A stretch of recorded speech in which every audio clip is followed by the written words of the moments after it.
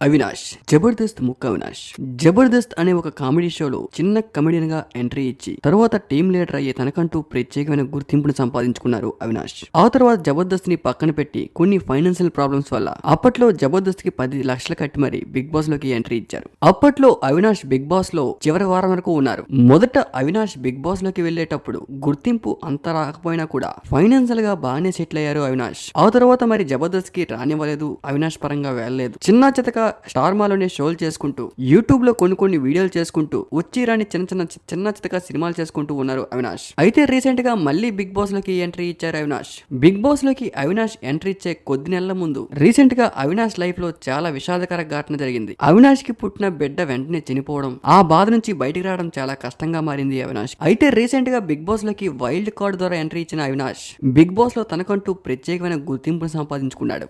ఎంత గుర్తింపు వచ్చిందంటే బిగ్ బాస్ లో ఈసారి ముక్కు అవినాష్ విన్నర్ అయినా కూడా పెద్దగా ఆశ్చర్యపడవలసిన అవసరం లేదన్నట్లుగా. ఎందుకంటే అవినాష్ ఈసారి బిగ్ బాస్ లో ఫస్ట్ ఫైనలిస్ట్ గా వచ్చిన అవినాష్ థర్డ్ ప్లేస్ లో బయటికి వచ్చేశారు. అయితే బయటికి వచ్చిన అవినాష్ యూట్యూబ్ లో కొన్ని వీడియోలు చేస్తూ అందరినీ అలరిస్తూ ఉన్నారు. అయితే రీసెంట్ గా అవినాష్ వాళ్ళ వైఫ్ తో కలిసి ఫ్యాన్స్ కు గుడ్ న్యూస్ ని షేర్ చేశారు. త్వరలోనే మంచి ఇల్లు కట్టుకోబోతున్నామని. ఇదే డ్రీమ్. లైఫ్ లో ఇల్లు కట్టుకోవాలని చాలా రోజులు అనుకున్నాం, కానీ అప్పట్లో ఫైనాన్షియల్ గా చాలా ఇబ్బంది పడ్డాం. అసలు ఇంటి రెంట్ కూడా కట్టుకోలేని పరిస్థితికి వచ్చేసాం. ఆ టైంలో మీరందరూ కూడా సపోర్ట్ చేశారు, అందుకే మీకు అందరికీ చెప్తున్నా అంటూ తను రీసెంట్ గా ఇల్లు కట్టుకోబోతున్నా అనే గుడ్ న్యూస్ షేర్ చేస్తూ అందరికీ ఎమోషనల్